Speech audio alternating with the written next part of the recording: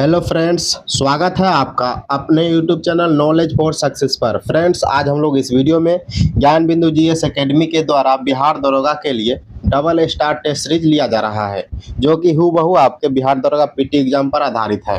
Friends, आज हम लोग इस वीडियो में जो है टेस्ट 1 करने वाले हैं, जो कि 11 अक्टूबर 2025 को लिया गया था। तो दोस्तों, आप लोगों से रिक्वेस्ट है कि आप लोगों जो है अपना स्कोर कमेंट कीजिएगा कि 100 में कितना आप जो है स्कोर कर रहे हैं। तो चलिए वीडियो को हम स्टार्ट करते हैं। फर्स्ट क्वेश्चन है, हाल ही में शाश्वत मिथिला महोत्सव 2025 का आयोजन कहां पर किया गया था? यह दोस्तों गांधीनगर गुजरात में किया गया था। ऑप्शन डी इसका सही उत्तर हो जाएगा। अगला प्रश्न है, बिहार जाति आधारित जनगणना के अनुसार राज्य में अधिसूचित जातियों की संख्या कितनी है? ये आपका हो जाएगा 215। ऑप्शन ए जो है इसका बिल्कुल सही उत्तर हो जाएगा 215। बढ़ते अगले प्रश्न की ओर। अगला प्रश्न आपका क्वेश्चन नंबर 3। क्वेश्चन नंबर 3 क्या करा? निम्नलिखित कथनों पर विचार कीजिए। 3 कथन दिया गया है, आइए देखते हैं तीनों कथनों। हाल ही में भारत और नेपाल के बीच संयुक्त सैन्य प्रशिक्षण जो है सूर्य किरण का 18वां संस्करण था। कौन सा संस्करण था? सूर्य किरण का 18वां संस्करण था, जो कि इसका आयोजन नेपाल के सलझंडी में किया गया था, जो कि बिल्कुल सही है दोस्तों। ये आपका जो है सही हो जाएगा। अगला क्या है दोस्तों? इसका अभ्यास जो है 31 दिसंबर 2024 से 13 जनवरी 2025 के मध्य किया गया था। ये भी सही है। इसका उत्तर हो जाएगा ऑप्शन बी। 1 और 2 दोनों सही है। बढ़ते अगले प्रश्न की ओर। अगला प्रश्न आपका क्वेश्चन नंबर 4। अगला प्रश्न है दोस्तों, हाल ही में Nag mark 2 anti tank guided missile का सफल फील्ड मूल्यांकन परीक्षण दोस्तों किसके द्वारा किया गया? यह किसके द्वारा किया गया है? यह आपका दोस्तों रक्षा अनुसंधान एवं विकास संगठन डीआरडीओ के द्वारा किया गया है। ऑप्शन ए जो इसका सही उत्तर हो जाएगा, डीआरडीओ के द्वारा किया गया है। आइए बढ़ते अगले प्रश्न की ओर। अगला प्रश्न आपका क्वेश्चन नंबर 5।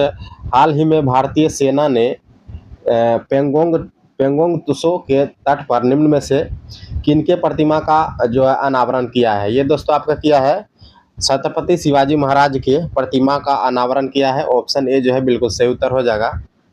अगला प्रश्न है दोस्तों क्वेश्चन नंबर 6। इसमें कहा जा रहा है, निम्न में से वह कौन सा देश है जिसने हाल ही में महिलाओं को बुर्का पहनने पर प्रतिबंध लगा दिया है? बुर्का पहनने पर कौन से देश ने दोस्तों प्रतिबंध लगा दिया है? ये आपका हो जाएगा स्विट्जरलैंड। ऑप्शन सी जो इसका सही उत्तर हो जाएगा स्विट्जरलैंड। बढ़ते अगले प्रश्न की ओर। अगला प्रश्न आपका क्वेश्चन नंबर 7। हाल ही में आए तूफान राफेल के विनाशकारी प्रभाव के बाद भारत ने किस देश के लिए मानवीय सहायता भेजी है? भारत ने किस देश के लिए मानवीय सहायता भेजी है दोस्तों? ये आपका हो जाएगा क्यूबा। क्यूबा के लिए भारत ने मानवीय सहायता भेजी है।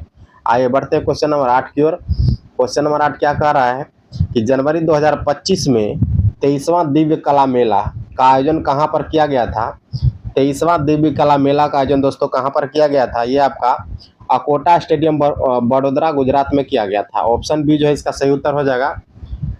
23वां दिव्य कला मेला का आयोजन अकोटा स्टेडियम बड़ोदरा गुजरात में किया गया था। बढ़ते अगले प्रश्न की ओर। अगला प्रश्न आपका क्वेश्चन नंबर 9। जागृति ऐप और जागो ग्राहक जागो ऐप का निर्माण किस संस्थान के छात्रों ने किया है दोस्तों?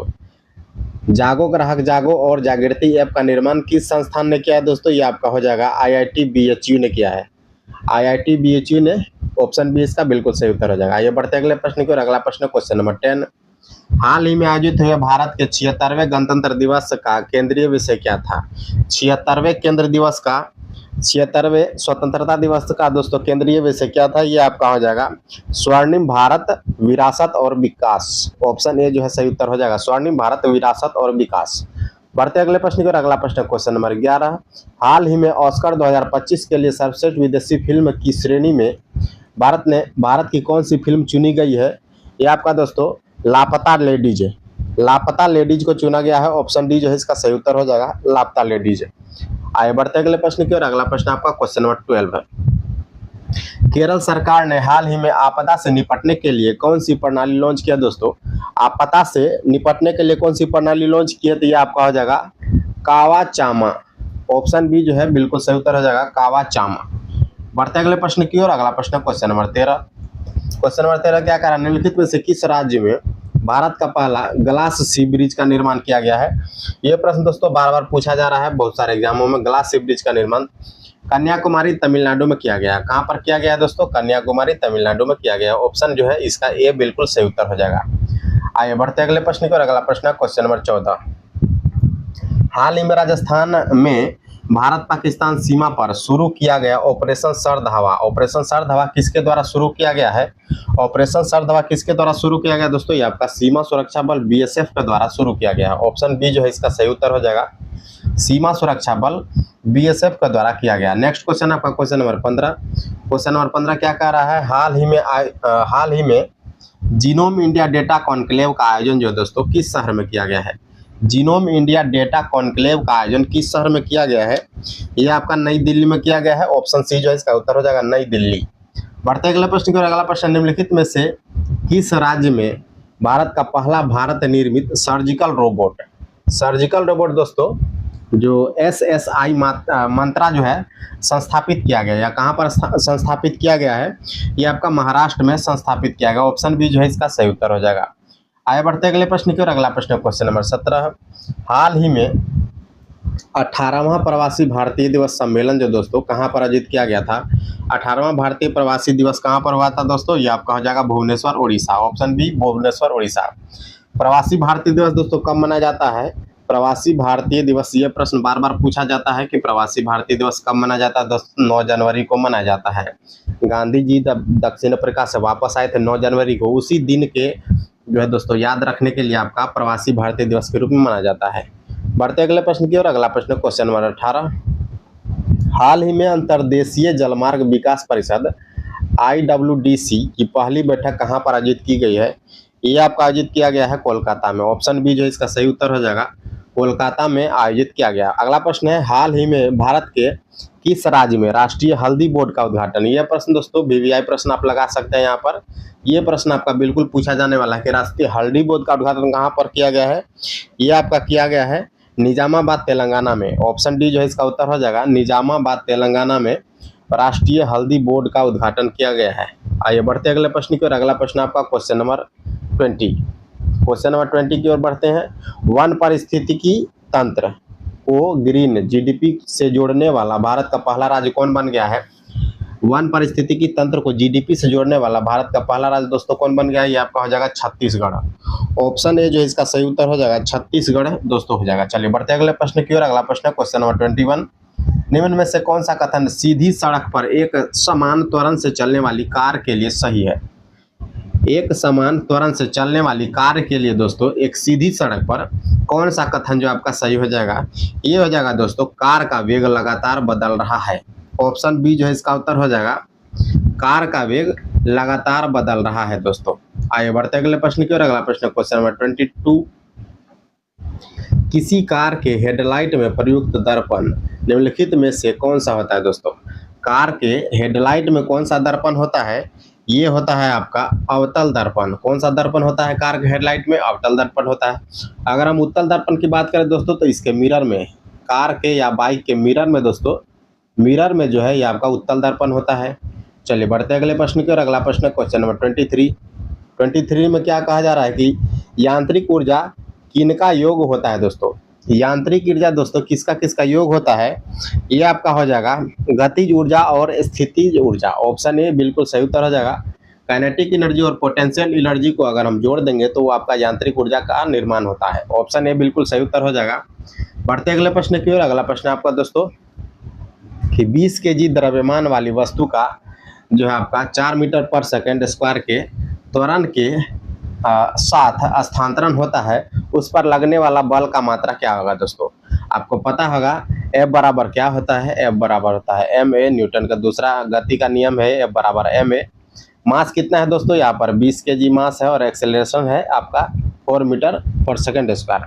ये आपका हो जाएगा दोस्तों, फोर्स बराबर हो जाएगा आपका 80 न्यूटन। कितना हो जाएगा? 80 न्यूटन। ऑप्शन ए में दिया गया है 80 न्यूटन। ऑप्शन ए जो है बिल्कुल सही उत्तर हो जाएगा। बढ़ते हैं अगले प्रश्न की ओर। अगला प्रश्न क्वेश्चन नंबर 25 में क्या कह रहा है दोस्तों? घरेलू विद्युत उपकरणों में प्रयुक्त सुरक्षा फ्यूज तार का जो दोस्तों उस धातु से बने होते हैं। फ्यूज जो आपका, फ्यूज का तार किस धातु का बना होता है, यही पूछा जा रहा है इसमें। ये आपका हो जाएगा, इसका गलनांक जो है कम होता है दोस्तों, इसका गलनांक कम होता है, इसीलिए जो फ्यूज में उसको उपयोग किया जाता है। बढ़ते अगले प्रश्न की ओर। क्वेश्चन नंबर 26 में क्या कह रहा है? चुंबकीय क्षेत्र का एसआई मात्रक क्या होता है? चुंबकीय क्षेत्र का एसआई मात्रक होता है दोस्तों टेस्ला। ऑप्शन डी में टेस्ला है, तो ऑप्शन डी इसका उत्तर हो जाएगा टेस्ला। बढ़ते अगले प्रश्न की ओर। अगला प्रश्न क्वेश्चन नंबर 27। एक बीकर 4 डिग्री सेल्सियस पर पूर्णतः जल से भरा हुआ है। जल ऊपर से होकर बहने लगेगा यदि इससे, तो इसका उत्तर क्या हो जाएगा दोस्तों?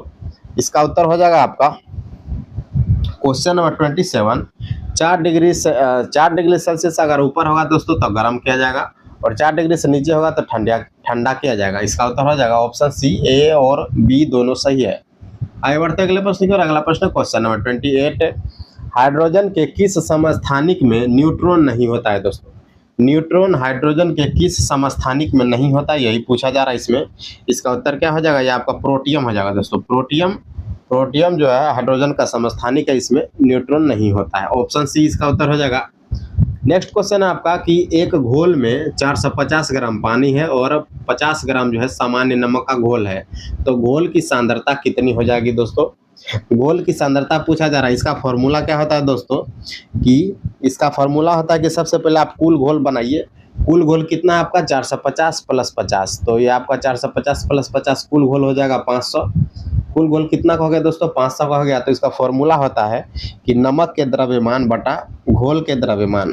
तो नमक का द्रव्यमान दोस्तों कितना है? 50 है आपका। घोल का द्रव्यमान कितना आपका आ जाएगा? 500। इसमें क्या करेंगे हम? 100% से गुना कर देंगे। यहाँ पर आप काट सकते हैं, तो इसका उत्तर कितना हो जाएगा दोस्तों? इसका उत्तर हो जाएगा आपका 10%। ऑप्शन सी हो जाएगा। 10% घोल की सांद्रता होगी। ऑप्शन सी इसका उत्तर हो जाएगा। आइए बढ़ते अगले प्रश्न की ओर। अगला प्रश्न क्वेश्चन नंबर 30 को हम देखते हैं कि मीथेन जिसका फॉर्मूला होता है CH4 में किस प्रकार का बंध है? CH4 का जो है बंध पूछा जा रहा है दोस्तों। आपको पता होगा कार्बन CH4 में कार्बन जो है हाइड्रोजन के साथ जो है सिंगल बॉन्ड बनाता है। हाइड्रोजन के साथ सिंगल बॉन्ड बनाता है, तो इसका उत्तर क्या हो जाएगा? इसका उत्तर हो जाएगा आपका एकल। ऑप्शन ए में एकल है, तो ऑप्शन ए इसका उत्तर हो जाएगा। क्वेश्चन नंबर 31 क्या कहा जा रहा है दोस्तों? कि प्लास्टर ऑफ पेरिस POP के सेट होने की प्रक्रिया क्या कहलाती है? POP के सेट होने की प्रक्रिया दोस्तों क्या कहलाती है? ये आपका हो जाएगा कि अन्य हाइड्रेट्स के बनने का हाइड्रेशन। ऑप्शन ए जो है इसका उत्तर हो जाएगा। आइए बढ़ते अगले प्रश्न की ओर। अगला प्रश्न क्वेश्चन नंबर 32 में क्या कहा जा रहा है? निम्नलिखित कथनों में कौन सा कथन जो है सही है या फिर गलत है? 2 कथन दिया गया है। आइए देखते हैं क्या कह रहा है। H2S हवा में जलकर और H2O एवं SO2 देता है दोस्तों। H2S हवा में जलकर H2O और SO2 देता है, ये दोस्तों हो जाएगा। ये बिल्कुल सही है आपका, ये कथन बिल्कुल सही है। दूसरा कथन क्या है कि ऊष्मा की उपस्थिति में फेरस सल्फेट का अपघटन जो है आपका Fe2O3 SO2 और SO3 में होता है ऊष्मा की उपस्थिति में। बिल्कुल सही उत्तर हो जाएगा दोस्तों। ये आपका दोनों कथन सही है, तो इसका उत्तर क्या हो जाएगा? कि कथन ए और कथन बी जो है बिल्कुल सही है। आइए बढ़ते अगले प्रश्न की ओर। अगला प्रश्न क्वेश्चन नंबर 33। आधुनिक आवर्त सारणी किसने बनाया था दोस्तों? आप लोगों ने पढ़ा होगा दोस्तों, आधुनिक आवर्त सारणी किसने बनाया था? बहुत बार ये एग्जाम में पूछा भी गया था। मोसले के द्वारा बनाया गया है आधुनिक आवर्त सारणी। बढ़ते अगले प्रश्न की ओर। अगला प्रश्न क्वेश्चन नंबर 34। कोशिका में केंद्रक का कार्य क्या होता है दोस्तों? कोशिका में केंद्रक का कार्य क्या होता है? केंद्रक का कार्य होता है दोस्तों कोशिकीय गतिविधियों का निरूपण और अनुवांशिकी सामग्री का संग्रहण। ऑप्शन सी में दिया गया है। ऑप्शन सी इसका उत्तर हो जाएगा। अगले प्रश्न की ओर बढ़ते हैं। क्वेश्चन नंबर 35 में कहा जा रहा है दोस्तों निःश्वसन डैश द्वारा होता है दोस्तों। निःश्वसन जो है किसके द्वारा होता है, यही पूछा जा रहा है। ये आपका हो जाएगा दोस्तों फेफड़ों की अवस्थिति। फेफड़ों की अवस्थिति जब होती है तो निःश्वसन होता है। नेक्स्ट क्वेश्चन की ओर बढ़ते हैं। Question number 36। फलों और बीजों में निम्नलिखित में से किस पादप हार्मोन की उच्च सांद्रता होती है? क्वेश्चन नंबर 36 ये आपका हो जाएगा दोस्तों साइटोकाइनिन। किसके द्वारा होती है उच्च सांद्रता? दोस्तों साइटोकाइनिन के द्वारा जो है उच्च सांद्रता होती है। बढ़ते अगले प्रश्न की ओर। क्वेश्चन नंबर 37 में कहा जा रहा है ब्रेड को ऊपर उठाने के लिए इसमें से कौन सी सामग्री डाली जाती है दोस्तों? ब्रेड को फुलाने के लिए आप उसमें क्या डालते हैं? तो खमीर डालते हैं। क्या डालते हैं? खमीर, जिसको आप ईस्ट के नाम से जानते हैं। आइए बढ़ते अगले प्रश्न की ओर। अगला प्रश्न क्वेश्चन नंबर 38 कि एविज में शामिल है दोस्तों। एविज आपको पता होगा, एप्स जिसको आप कहते हैं, एप्स में पक्षियां आती हैं। ऑप्शन ए हो जाएगा। एप्स में क्या आती है दोस्तों, पक्षियां आती हैं। तो ऑप्शन ए जो है इसका बिल्कुल सही उत्तर हो जाएगा। अगला प्रश्न आपका क्वेश्चन नंबर 39 में कहा जा रहा है निम्न में से कौन सा एक रूपांतरित तना है। आपको पता होगा कि आलू जो है एक तना है दोस्तों।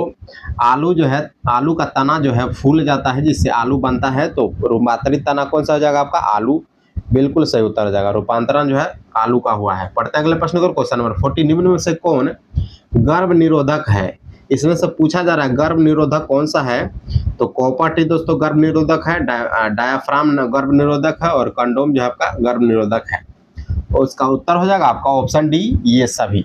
बढ़ते अगले प्रश्न की ओर, क्वेश्चन नंबर 41 में क्या कह रहा है, 41 में कह रहा है मानव मस्तिष्क का निम्नलिखित में से कौन सा भाग बुद्धि एवं चतुराई का केंद्र है। मानव मस्तिष्क का कौन सा भाग बुद्धि और चतुराई का केंद्र है दोस्तों। ये वीवीआई प्रश्न आप लगा लीजिए। ये प्रश्न जो है बहुत बार एग्जाम में पूछा गया दोस्तों। इसका उत्तर क्या हो जाएगा आपका, सेरिब्रम। ऑप्शन ए सेरिब्रम जो है बिल्कुल सही उत्तर हो जाएगा इसका। अगला प्रश्न क्वेश्चन नंबर 42 निम्नलिखित में से कौन सा रोग प्रायः वायु के माध्यम से फैलता है दोस्तों। वायु के माध्यम से कौन सा फैलता है, तो ये आपका हो जाएगा प्लेग। ऑप्शन ए जो है प्लेग इसका सही उत्तर हो जाएगा। वायु के माध्यम से क्या फैलता है दोस्तों, तो प्लेग फैलता है। टीबी दोस्तों, टीबी जो आपका ये बैक्टीरिया से फैलता है। टीबी बैक्टीरिया से फैलता है, वायु से भी फैलता है लेकिन उतना नहीं फैलता है। तो आप इसका उत्तर ए लगाकर चलेंगे।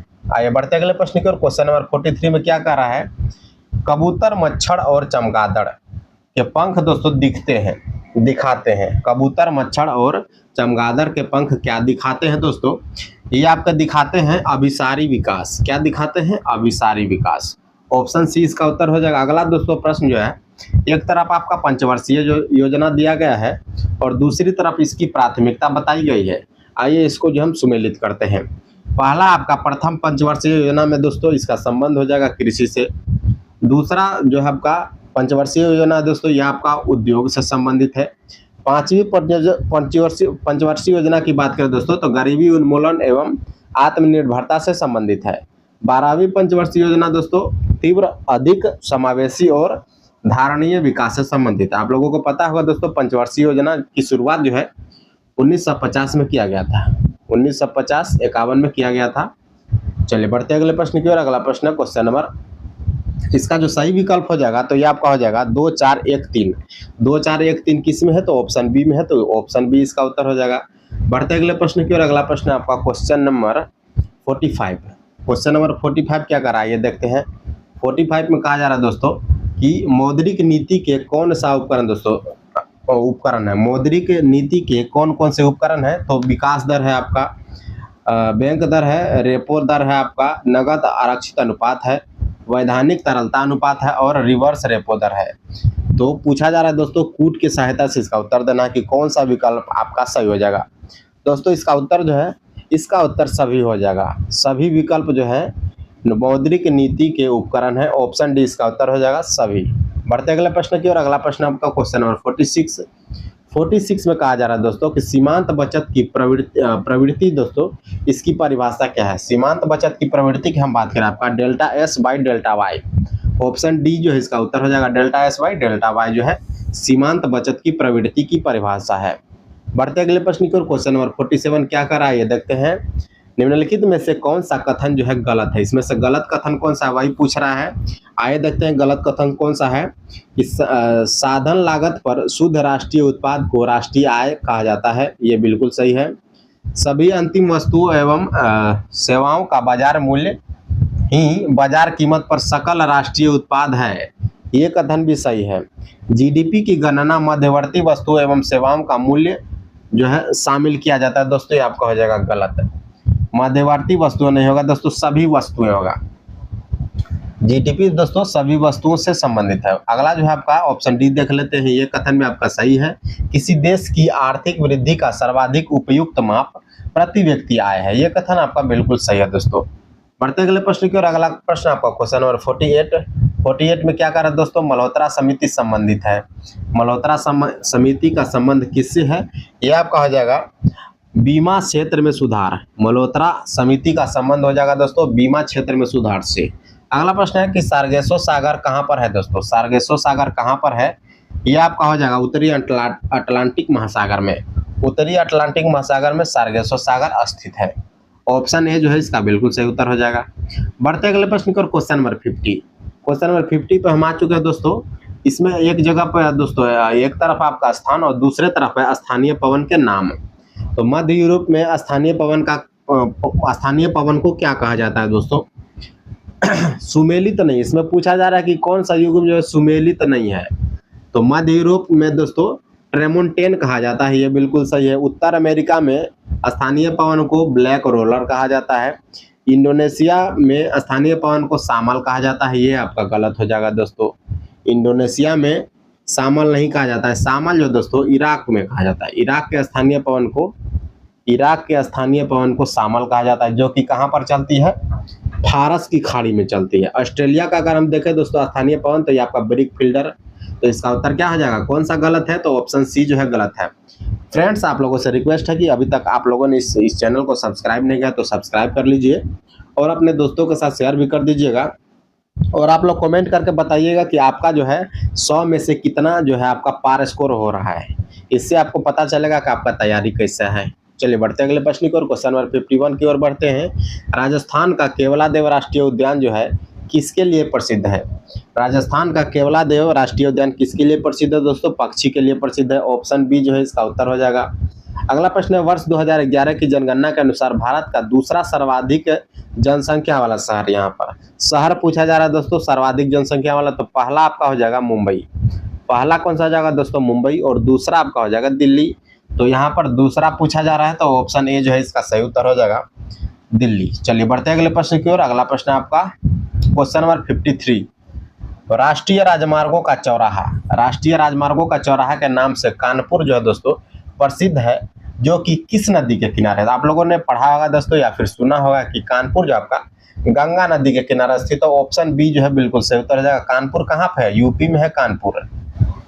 क्वेश्चन नंबर 54 क्या कह रहा है दोस्तों कि वान सागर परियोजना निम्नलिखित में से किस नदी पर स्थित है? वान सागर परियोजना किस नदी पर स्थित है? तो ये आपका हो जाएगा दोस्तों सोन नदी। ऑप्शन बी में सोन नदी है, तो सोन नदी इसका उत्तर हो जाएगा।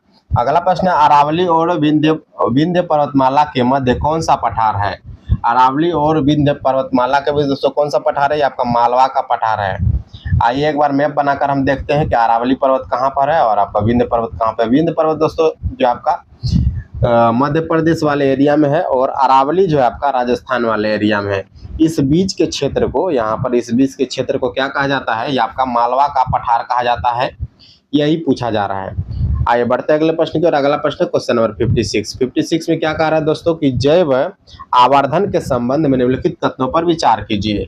2 कथन दिया गया है, पूछा जा रहा है कि इनमें से कौन सा सही है। आइए देखते हैं। पहला कथन, इसकी सांद्रता प्रत्येक पोषक स्तर पर घटती है दोस्तों। ये आपका जो है गलत हो जाएगा। ये घटती नहीं है दोस्तों, यहाँ पर बढ़ती है। प्रत्येक पोषक स्तर पर सांद्रता दोस्तों क्या होती है? बढ़ती है। अगला है कि घास स्थल जो है परितंत्र में सांप एक तृतीय उपभोक्ता है। बिल्कुल सही हो जाएगा दोस्तों। घास स्थल परितंत्र में सांप जो है तृतीय को उपभोक्ता है, अतः डीडीटी का सांद्रण जो है तो सांप से अधिक होगा दोस्तों। इसका उत्तर क्या हो जाएगा? केवल ऑप्शन 2 सही है, तो ऑप्शन 2 सही है। ऑप्शन इसका बी उत्तर हो जाएगा। बढ़ते अगले प्रश्न की ओर। अगला प्रश्न क्वेश्चन नंबर 57 में कहा जा रहा है कि किस अधिनियम के तहत बंबई और मद्रास प्रेसिडेंसी की सरकारों को कलकत्ता प्रेसिडेंसी के अधीन कर दिया गया था? ये आप भी लगा लीजिए दोस्तों। ये प्रश्न जो है बहुत बार एग्जाम में पूछा गया है कि कलकत्ता प्रेसिडेंसी के अंदर जो है आपका मुंबई और मद्रास प्रेसिडेंसी को जोड़ दिया गया था। कलकत्ता प्रेसिडेंसी में किस एक्ट के द्वारा जो है जोड़ा गया था, यही पूछा जा रहा है इसमें। ये आपका हो जाएगा दोस्तों 1773 का रेगुलेटिंग एक्ट। ऑप्शन ए इसका बिल्कुल सही उत्तर हो जाएगा, 1773 का रेगुलेटिंग एक्ट। आइए बढ़ते अगले प्रश्न की ओर। अगला प्रश्न क्वेश्चन नंबर 58 में क्या कह रहा है? निम्नलिखित में से कौन सा समिति दोस्तों पंचायती राज के संबंध में सही नहीं है? पंचायती राज से संबंधित समितियों के बारे में बार बार पूछा जाता है। आइए देखते हैं। जीवीके राव समिति आपका संबंधित है। एलएम सिंघवी समिति ये भी संबंधित है दोस्तों। थुंगुम समिति भी संबंधित है। राज मन्नार समिति दोस्तों ये आपका संबंधित नहीं है। 2 समिति और है दोस्तों। एक आपका बलवंत राम मेहता समिति। कौन सा है? बलवंत राम मेहता समिति। और दूसरा है अशोक मेहता समिति। कौन सा है? अशोक मेहता समिति। टोटल आप 5 समिति को आप याद रखेंगे।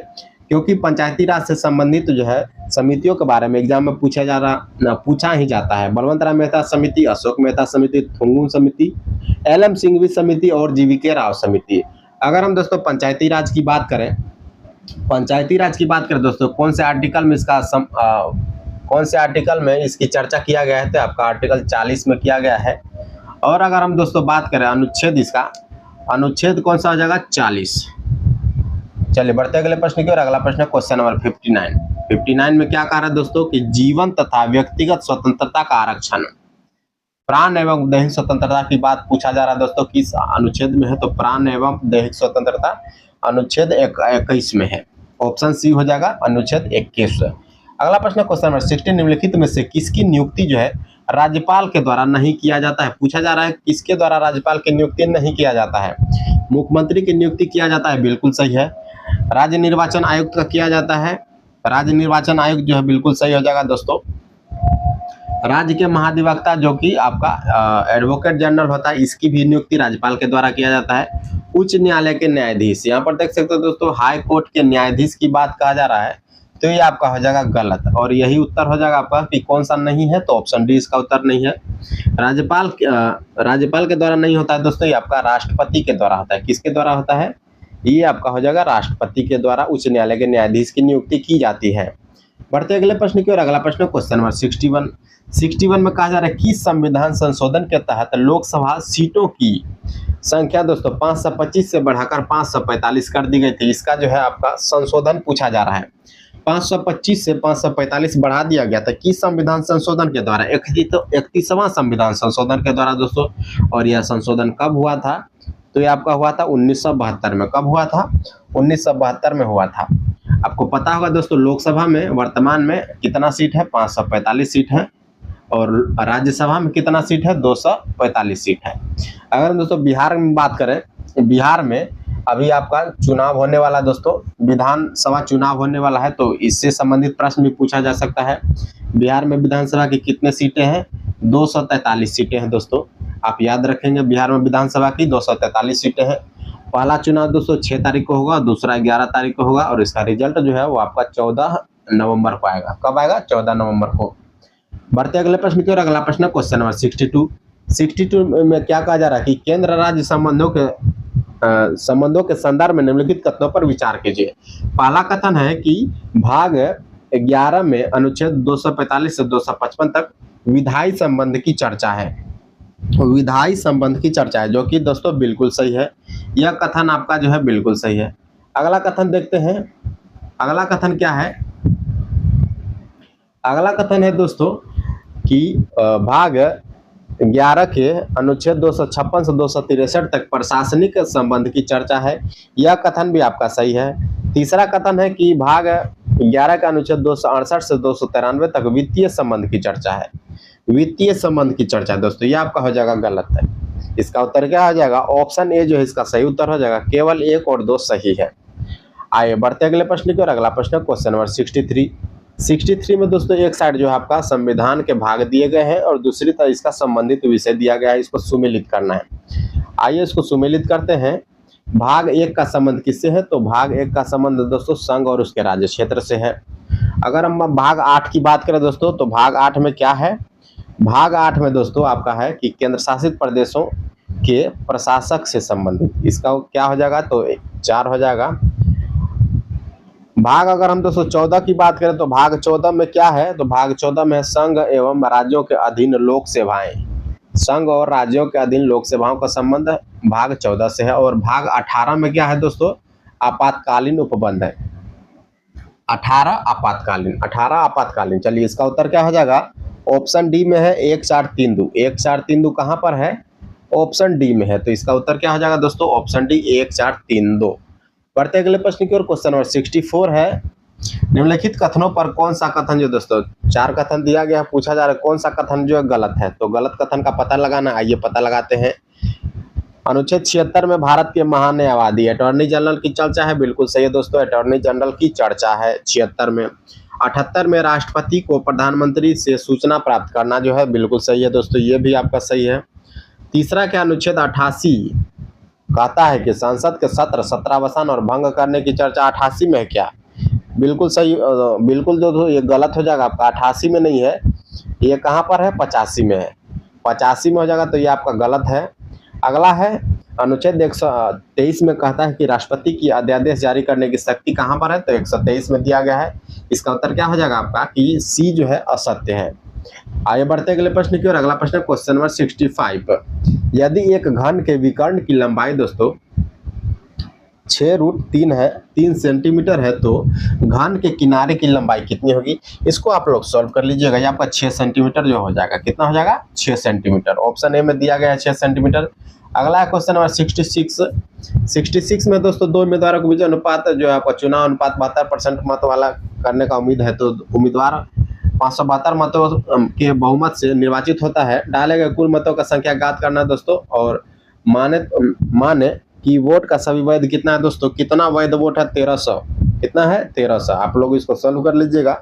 ऑप्शन डी जो है बिल्कुल सही उत्तर हो जाएगा इसका। क्वेश्चन नंबर 67 देखते हैं। आइए, 25 संख्याओं का औसत कितना है, 18 है। उनमें से पहली जो है 12 संख्या का औसत 14 है, और अंतिम 12 की औसत कितना है, 17 है। तो 13वीं संख्या का औसत ज्ञात करना है दोस्तों। 13वीं संख्या ज्ञात करना है, कौन सा हो जाएगा 13वीं संख्या? क्वेश्चन नंबर 67, इसका उत्तर क्या हो जाएगा आपका, 78। 78 ऑप्शन बी में है, तो ऑप्शन बी इसका उत्तर हो जाएगा। अगला प्रश्न है, यदि किसी वस्तु पर कर जो है 20% की कमी की जाती है दोस्तों, और उसकी खपत में 15% की वृद्धि की जाती है, तो उसका जो है राजस्व में कितनी कीमत की कमी होगी दोस्तों? तो आपका हो जाएगा 8%। आप लोग इसको सॉल्व कर लीजिएगा। बढ़ते हैं अगले प्रश्न पर। अगला प्रश्न है क्वेश्चन नंबर 69 पे आ चुके हैं दोस्तों। अगर दोस्तों आप लोगों से निवेदन है कि अगर आप लोगों ने अभी तक इस चैनल को सब्सक्राइब नहीं किया तो प्लीज सब्सक्राइब कर लीजिए, क्योंकि बहुत मेहनत लगता है दोस्तों वीडियो बनाने में। आप लोग सपोर्ट करते रहिए, जिससे कि आपको मोटिवेशन मिलता रहे, और जो है इसी तरह का वीडियो हम लाते रहें। चलिए दोस्तों, बढ़ते हैं अगले प्रश्न को। निम्नलिखित में से कौन सा शब्द स्त्रीलिंग है दोस्तों? स्त्रीलिंग पूछा जा रहा है, तो इसमें कौन सा शब्द स्त्रीलिंग है? तो स्त्रीलिंग दोस्तों रचना। आप लोगों ने पढ़ा होगा दोस्तों, या फिर नहीं पढ़ा होगा तो अभी सुन लीजिए।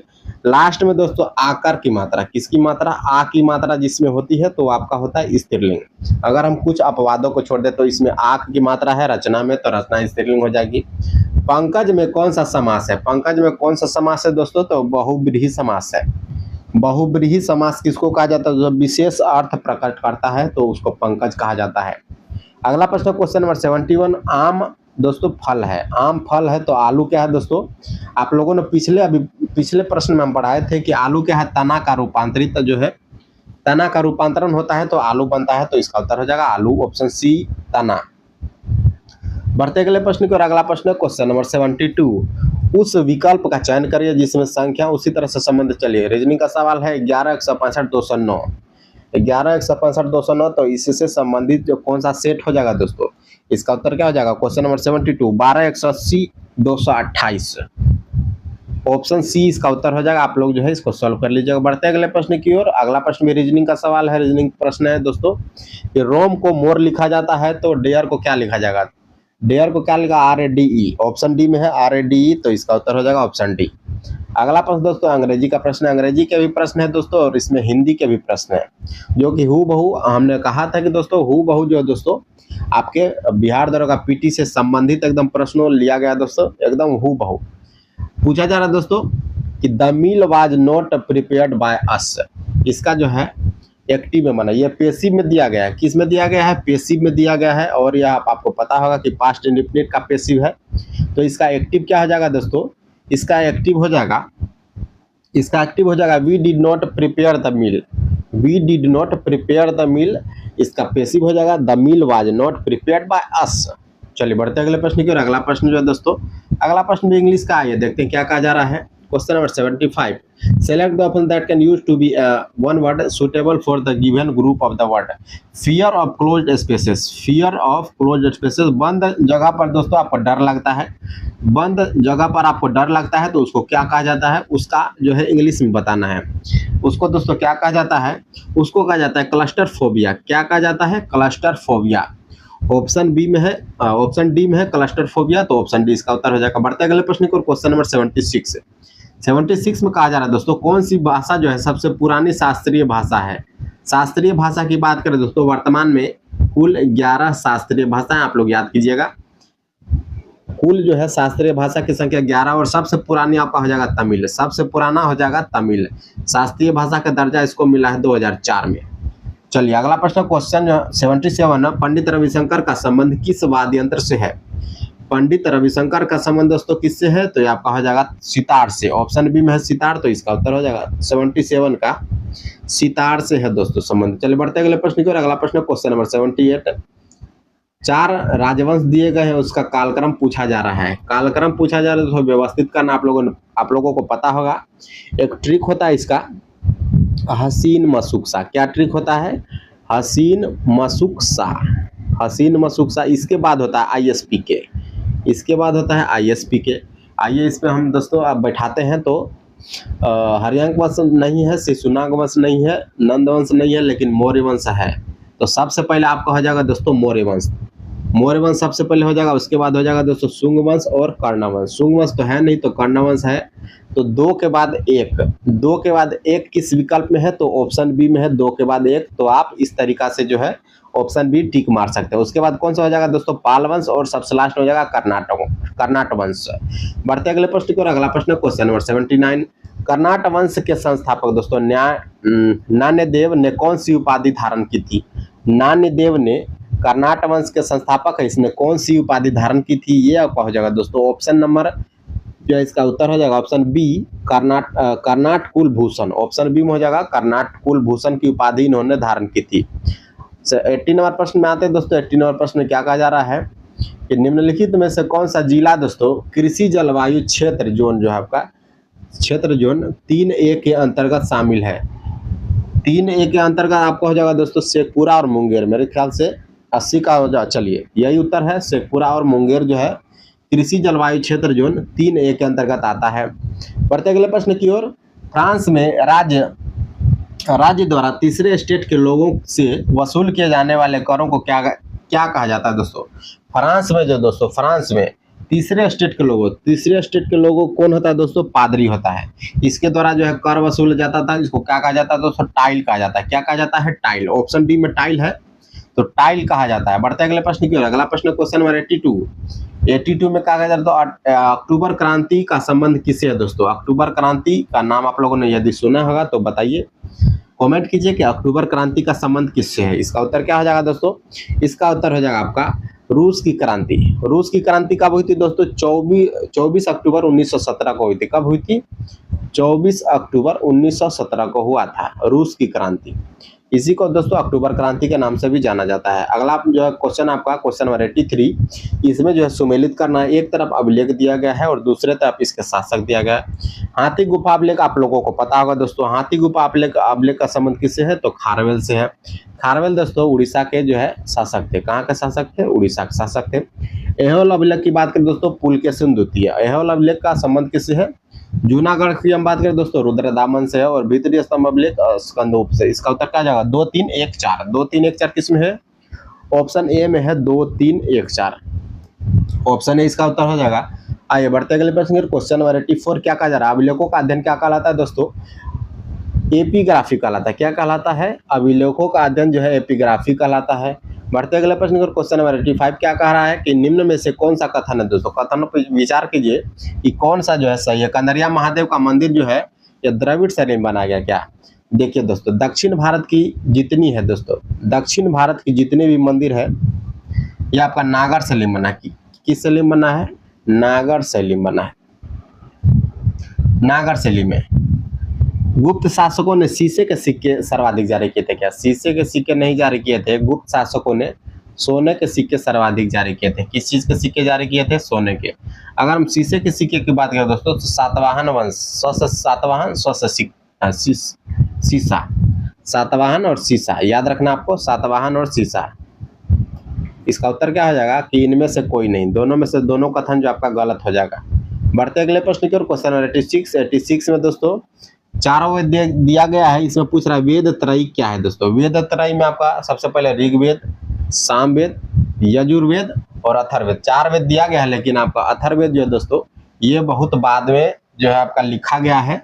तो वेद त्रयी में सिर्फ ऋग्वेद, सामवेद, यजुर्वेद आते हैं। तो 1, 2, 3 जो है किसमें है? 1, 2, 3 ऑप्शन सी में है। तो ये जो है आपका ऑप्शन सी सही उत्तर हो जाएगा। अगला प्रश्न क्वेश्चन नंबर 87 कि ब्राह्मण साहित्य को कालक्रम और अवरोही के अनुसार जो है सजाना आपको वेद ब्राह्मण आरण्यक और उपनिषद। इसका उत्तर क्या हो जाएगा दोस्तों? क्वेश्चन नंबर 87 इसका उत्तर हो जाएगा ऑप्शन ए वेद ब्राह्मण आरण्यक और उपनिषद। आइए बढ़ते अगले प्रश्न की। क्वेश्चन नंबर 88 में क्या कहा जा रहा है कि वेदांग की संख्या कितनी है? आप लोगों ने पढ़ा होगा वेदांग की संख्या कितने दोस्तों? 6 है। वेदांग की संख्या कितनी है? 6 है। ऑप्शन बी में है 6। आइए बढ़ते हैं। दिल्ली सल्तनत के दौरान जो दोस्तों विभिन्न जो है विभाग बनाया गया था। तो पूछा जा रहा है कि विभागों का संबंध जो है किससे है? दीवान ए विजारत का संबंध किससे है? इसका संबंध दोस्तों राजस्व एवं वित्त विभाग से। दीवान ए विजारत आप ऐसे भी याद रखते हैं वी में वो आ रहा है दोस्तों और वित्त में भी वो आता है, तो आप इस तरीका से भी याद कर सकते हैं। दीवान ए विजारत राजस्व एवं वित्त विभाग। दूसरा है दीवान ए आरिज। दीवान ए आरिज दोस्तों क्या है? सैन्य विभाग। आरिज से आप याद रखिएगा दोस्तों आरी आप लोगों ने सुना होगा, तो सैन्य विभाग संबंधित हो जाएगा आरी।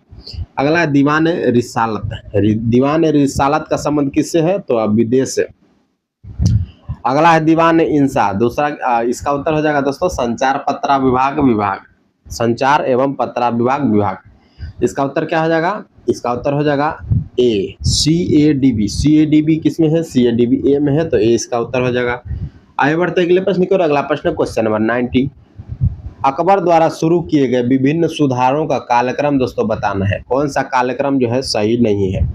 1562 में दास प्रथा को समाप्त किया गया था क्या? बिल्कुल सही है दोस्तों कि दास प्रथा को 1562 में समाप्त किया गया था, ये सही है। 1563 में जजिया समाप्त किया गया था? नहीं दोस्तों, 1563 में नहीं समाप्त किया गया था। 1563 में जो है तीर्थ यात्रा कर समाप्त किया गया था और 1564 में जजिया कर समाप्त किया गया था। 1582 में दीन इलाही धर्म की शुरुआत किया गया था। पूछा जा रहा है कौन कौन सा कथन सही है, तो आप देख सकते हैं कि एक और डी सही है। एक और डी किस में है? तो सी में है, तो सी इसका उत्तर हो जाएगा। बढ़ते अगले प्रश्न की ओर। अगला प्रश्न क्वेश्चन नंबर 91 में कहा जा रहा है निम्नलिखित में से कौन विदेशी यात्री दोस्तों विजयनगर साम्राज्य में आए थे? विजयनगर साम्राज्य में कौन विदेशी यात्री आए थे? आइए देखते हैं। क्वेश्चन नंबर 91 ये आपका दोस्तों निकोलो कोंटी हो जाएगा और सीजर फ्रेडरिक। निकोलो कोंटी और सीजर फ्रेडरिक दोनों आए थे। इसका उत्तर हो जाएगा ऑप्शन डी एक एवं सी दोनों सही है। 92 में आते हैं। दक्षिण भारत में भक्ति आंदोलन का उल्लेख सर्वप्रथम किस ग्रंथ में मिलता है? दक्षिण भारत में भक्ति आंदोलन का उल्लेख किस ग्रंथ में मिलता है? क्वेश्चन नंबर 92 ये आपका दोस्तों मिलता है तिरुमुरई और प्रबंधम। तिरुमुरई और प्रबंधम दोस्तों ऑप्शन बी और सी दोनों सही है। बी और सी ऑप्शन सी में है, तो ऑप्शन सी इसका उत्तर हो जाएगा बी और सी। अगले प्रश्न की ओर बढ़ते दोस्तों कि 93 में क्या कहा जा रहा है? तहकीकात कमेटी निम्नलिखित में से किससे संबंधित है? तहकीकात कमेटी का संबंध किससे है? ये आपका हो जाएगा दोस्तों जालियांवाला बाग हत्याकांड की जांच करने के लिए जो है तहकीकात कमेटी की स्थापना किया गया था। ऑप्शन बी इसका उत्तर हो जाएगा। जालियांवाला बाग हत्याकांड कब हुआ था? आप लोगों ने पढ़ा होगा, नहीं पढ़ा होगा था सुनिए। 13 अप्रैल 1919 को हुआ था। कब हुआ था? 13 अप्रैल 1919 को हुआ था जालियांवाला बाग हत्याकांड। आगे बढ़ते अगले प्रश्न की ओर। 2 सूची दिया गया दोस्तों विदेशी कंपनी और उसकी स्थापना जो है कहाँ पर किया गया था? फैक्ट्री। पहली फैक्ट्री कहाँ पर स्थापित किया गया था? वो पुर्तगाल है दोस्तों। पुर्तगाल पहला है पुर्तगाल। यह आपका हो जाएगा दोस्तों कोचीन केरल में जो आप पहला फैक्ट्री लगाया था। डचों की बात करें दोस्तों तो मसूलीपट्टनम में पहला फैक्ट्री लगाया था। डेनिश की बात करें दोस्तों ट्रैंकोवर में। डेनिश जो है ट्रैंकोवर में। फ्रांसीसी ने सूरत में पहला फैक्ट्री लगाया था। तो 3142 किस विकल्प में? हाँ ये देखते हैं 3142 दोस्तों ऑप्शन सी में है। किस में है? ऑप्शन सी में है, तो ऑप्शन सी इसका उत्तर हो जाएगा। बढ़ते अगले प्रश्न की ओर। क्वेश्चन नंबर 95 में कहा जा रहा है निम्नलिखित में से किस आंदोलन के दौरान वानर सेना एवं मंजरी सेना का गठन किया गया था दोस्तों? तो ये आपका हो जाएगा दोस्तों भारत छोड़ो आंदोलन। क्या हो जाएगा? क्वेश्चन नंबर 95 भारत छोड़ो आंदोलन नहीं होगा दोस्तों। सविनय अवज्ञा आंदोलन के दौरान जो आपका वानर सेना और मंजरी सेना किया गया था। कब किया गया था? 1930 में। आइए बढ़ते हैं अगले प्रश्न की ओर। क्वेश्चन नंबर 96, निम्नलिखित में से किसने सहायक संधि स्वीकार नहीं किया था दोस्तों? सहायक संधि स्वीकार किसने नहीं किया था? तो आपका हो जाएगा दोस्तों कि भोंसले ने किया था, और सिंधिया ने किया था, पेशवा ने किया था दोस्तों। होलकर जो दोस्तों, होलकर इंदौर के होलकर ने जो आपका सहायक संधि स्वीकार नहीं किया था, तो ऑप्शन सी इसका उत्तर हो जाएगा। बढ़ते अगले प्रश्न की ओर। अगला प्रश्न क्वेश्चन नंबर 97, राजा राम मोहन राय के संबंध में असत्य कथन कौन सा है दोस्तों? गलत कथन कौन सा है उसका पहचान करना है। इन्होंने शुद्धि आंदोलन चलाया था, ये बिल्कुल गलत हो जाएगा दोस्तों। शुद्धि आंदोलन किसने चलाया था? तो स्वामी दयानंद सरस्वती ने चलाया था। किसने चलाया था? स्वामी दयानंद सरस्वती ने चलाया था शुद्धि आंदोलन। कब चलाया था दोस्तों? कब शुद्धि आंदोलन किसने चलाया था? स्वामी दयानंद सरस्वती ने। और आर्य समाज की स्थापना भी स्वामी दयानंद सरस्वती ने किया था। अगस्त 1828 में ब्रह्म समाज की स्थापना राजा राम मोहन ने किया था, बिल्कुल सही उत्तर हो जाएगा। अंग्रेजी भाषा में ब्रह्मनिकल मैगजीन निकाला था दोस्तों, ये भी सही हो जाएगा। तो 2 और 3 सही है। 2 और 3 किस्में है दोस्तों, 2 और 3 किस्में है। क्वेश्चन नंबर 97, 1 और 3, 1 और 3 गलत है दोस्तों। इसमें असत्य पूछा जा रहा है, तो असत्य कौन सा है? 1 और 3 है, ऑप्शन बी में है। 98 में कहा जा रहा है कि नवजीवन नामक पत्रिका का प्रकाशन किसने किया था? नवजीवन नामक पत्रिका का प्रकाशन किसने किया था? महात्मा गांधी ने किया था। ऑप्शन डी हो जाएगा दोस्तों, महात्मा गांधी। यंग पत्रिका भी दोस्तों महात्मा गांधी ने निकाला था। बढ़ते अगले प्रश्न का। क्वेश्चन नंबर 99, 1916 के लखनऊ समझौते में दोस्तों किसने हस्ताक्षर किया था? ये किसने किया था दोस्तों? या क्वेश्चन नंबर 99 ये हो जाएगा आपका बाल गंगाधर तिलक और जिन्ना ने किया था 1916। ऑप्शन ए बिल्कुल सही उत्तर हो जाएगा इसका। 1916 के लखनऊ समझौता में बाल गंगाधर तिलक और जिन्ना ने किया था। 1916 में दोस्तों, 1916 में गरम दल और नरम दल जो आपका एक हो गया था। और गरम दल और नरम दल जो दोस्तों, इसका विभाजन कब हुआ था? 1907 में हुआ था। कब हुआ था कांग्रेस में प्रथम विभाजन? 1907 में हुआ था। और 1916 में जो है लखनऊ समझौता में दोनों एक हो गया था। बढ़ते अगले प्रश्न की ओर। अगला प्रश्न क्वेश्चन नंबर लास्ट क्वेश्चन है दोस्तों, 100वां क्वेश्चन पर हम आ चुके हैं। इलाहाबाद की प्रथम संधि 12 अगस्त 1765 को किसके बीच में हुआ था? तो इलाहाबाद की संधि दोस्तों 2 बार हुआ था। एक हुआ था 12 अगस्त को और एक हुआ था 16 अगस्त को। तो पहला संधि दोस्तों रॉबर्ट क्लाइव और मुगल बादशाह शाह आलम द्वितीय के बीच में हुआ था। तो ऑप्शन सी इसका उत्तर हो जाएगा, रॉबर्ट क्लाइव और मुगल बादशाह शाह आलम द्वितीय। दूसरा जो हुआ था दोस्तों, ये आपका हुआ था अवध के नवाब शुजाउद्दौला और रॉबर्ट क्लाइव के बीच में। चलिए दोस्तों, इसी के साथ जो आपका पहला टेस्ट खत्म होता है। आशा करते हैं कि आपको यह टेस्ट जो अच्छा लगा होगा, और आप लोगों ने अपना कमेंट स्कोर करना दोस्तों कि आप लोगों ने 100 में से कितना स्कोर किया है। मिलते हैं दूसरे टेस्ट में, तब तक के लिए जय हिंद, धन्यवाद।